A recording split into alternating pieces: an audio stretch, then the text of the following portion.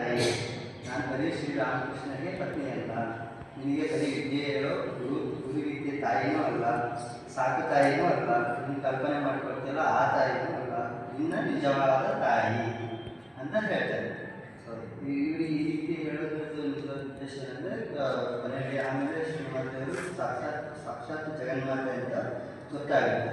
So ಅದಾದ್ಮೇಲೆ ನಮಗೆ ಅದನ್ನೆಲ್ಲ ಓದಿದ್ಮೇಲೆ ಈ ಪಾಯಿಂಟ್ ನೀಟಾಗಿ ಗೊತ್ತಾಗುತ್ತೆ. ಅಂದರೆ ಜಗನ್ಮಾತೆ ಅಂದರೆ ಜಗತ್ತಿಗೆ ತಾಯಿ ಅಲ್ವಾ, ಹಾಗಿದ್ಮೇಲೆ ಎಲ್ಲರಿಗೂ ತಾಯಿ ಅಲ್ವಾ, ಎಲ್ಲರ ತಾಯಿ ಜಗನ್ಮಾತೆ. ಹಾಗೆ ಆ ರೀತಿ ಅವ್ರು ಹೇಳಿರ್ತಾರೆ ಆ ಟೈಮಲ್ಲಿ.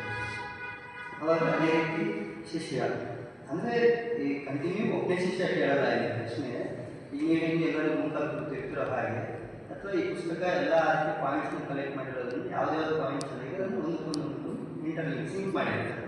ಸೊ ಆ ರೀತಿ ಮತ್ತೆ ಶಿಷ್ಯ ಕೇಳ್ತೇನೆ, ಅಮ್ಮ ನೀವು ಎಲ್ಲರ ತಾಯಿ, ನಾನು ಹಾಗೆ ಹೇಳಿದ್ನಲ್ಲ, ಈಗ ಎಲ್ಲರೂ ಗುಂಪಲ್ಲಿ ಇರ್ತಾರೆ ಅಂದರೆ ಈಗ ಒಬ್ಬರು ಯಾರೋ ಪ್ರಶ್ನೆ ಕೇಳ್ತಾರೆ, ಅದಾದಮೇಲೆ ಹೇಳ್ತಾರೆ ನೀವು ಎಲ್ಲರಿಗೂ ತಾಯಿ. ಹೌದು, ನಾನು ಎಲ್ಲರಿಗೂ ತಾಯಿ ಅಂತ ಹೇಳ್ತಾರೆ.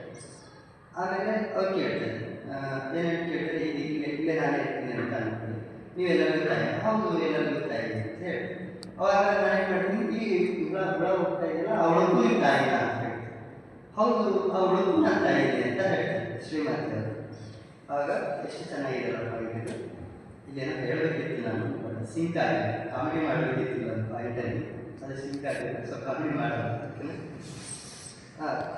ಆಮೇಲೆ ಸರಿ, ಹೀಗೆ ನಿಮ್ಮ ನಿಮ್ಮಲ್ಲಿ ಅವರು ಇರ್ತಾರಲ್ಲ ಅವ್ರು ಕೇಳ್ತಾರೆ, ಏನು ಕೇಳ್ತಾರೆ, ಇವಾಗ ನೀವು ನನಗೆ ಕೇಳ್ಬೋದು, ಆ್ಯಕ್ಚುಲಿ ನಿಮ್ಮಲ್ಲಿ ಹೋಗಿ ಪ್ರಶ್ನೆ ಬಂದಿರ್ಬೋದು ಇದು, ಅಣ್ಣ ಹಾಗಾದರೆ ನನ್ನ ಪಕ್ಕ ಇರೋಲ್ಲ ಇನ್ನೊಂದು ತಾಯಿನ, ಅಣ್ಣ ಈಗ ನನ್ನ ಪಕ್ಕ ಹುಡುಗಿದಾರಲ್ಲ ಹುಡುಗಿನೊಂದು ತಾಯಿನ ಅಂತ ಕೇಳಿರ್ತಾರೆ. ಅಲ್ಲಿಗೆ ಒಬ್ರು ಕೇಳ್ತಾರೆ ಹಾಗೆ, ಅಮ್ಮ ಹಾಗಾದರೆ ಅಲ್ಲಿ ಒಬ್ರು ಬೆರಳು ಮಾಡಿ ತೋರಿಸಿ ಅವ್ರಿಗೂ ತಾಯಿ